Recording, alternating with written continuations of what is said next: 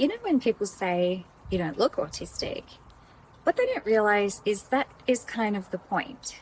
They don't see the effort it takes to show up, to look calm, to act like everything's fine when my brain is working overtime just to stay regulated.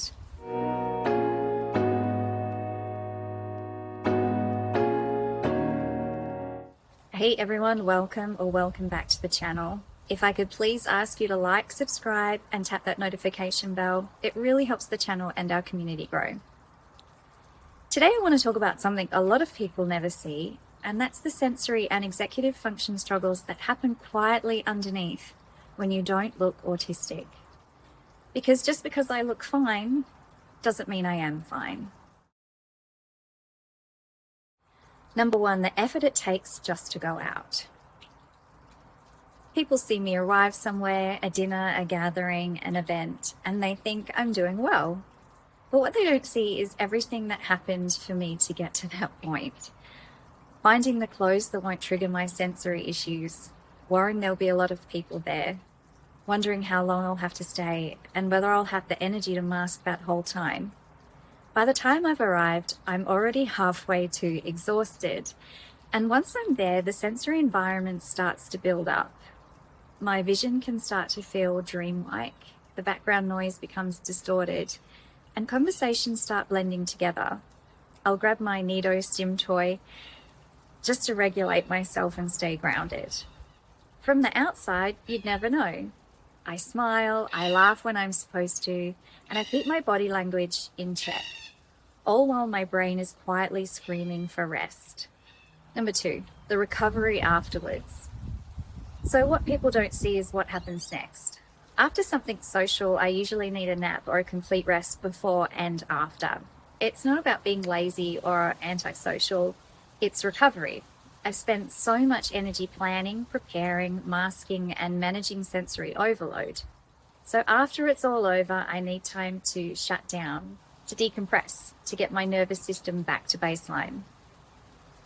If I push through without that rest, I end up in burnout. So it's not really optional, it's necessary. Number three, the strange sensory moments. Sometimes when I'm trying too hard to appear normal, I stop breathing properly without realizing it. That's when I start to feel pins and needles in my lips. It is so uncomfortable. My lips pucker up and feel tight. And then I'll start covering my mouth while I talk because I'm trying to hide it. But then it just draws more attention to it, which makes me even more anxious, which makes my lips pucker even tighter.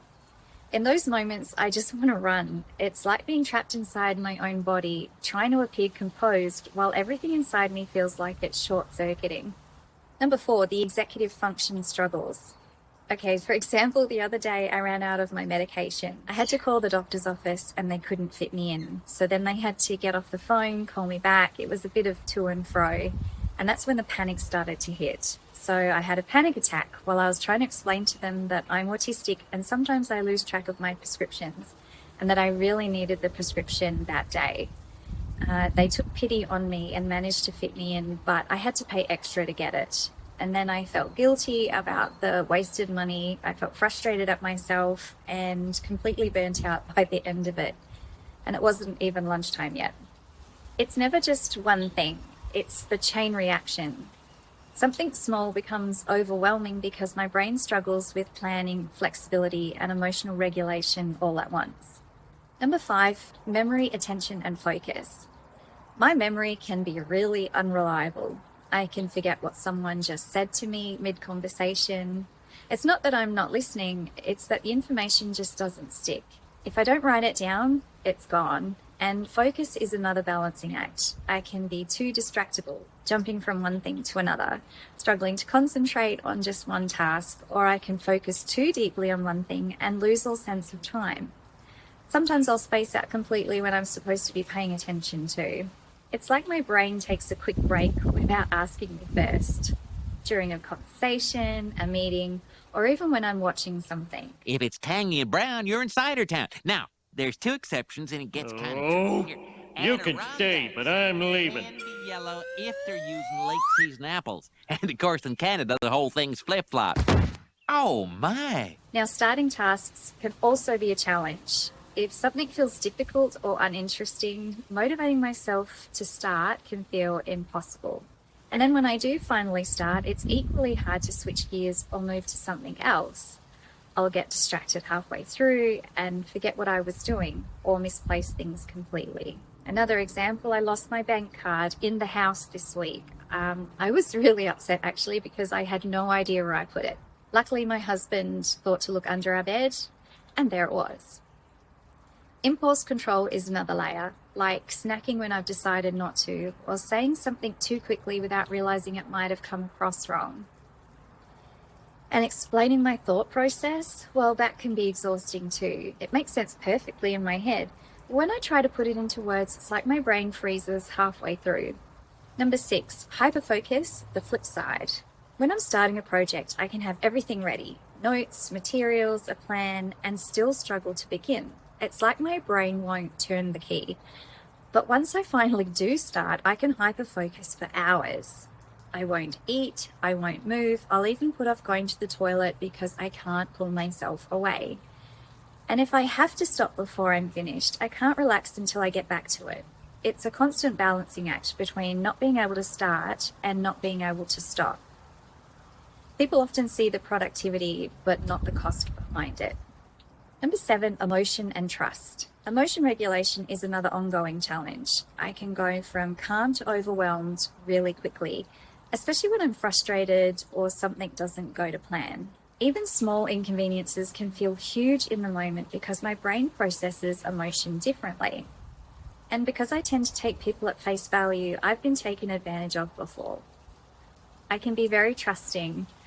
I like to see the good in people, but it's meant I've been a bit of a doormat on more than one occasion. I'm learning to set boundaries, but it doesn't come naturally.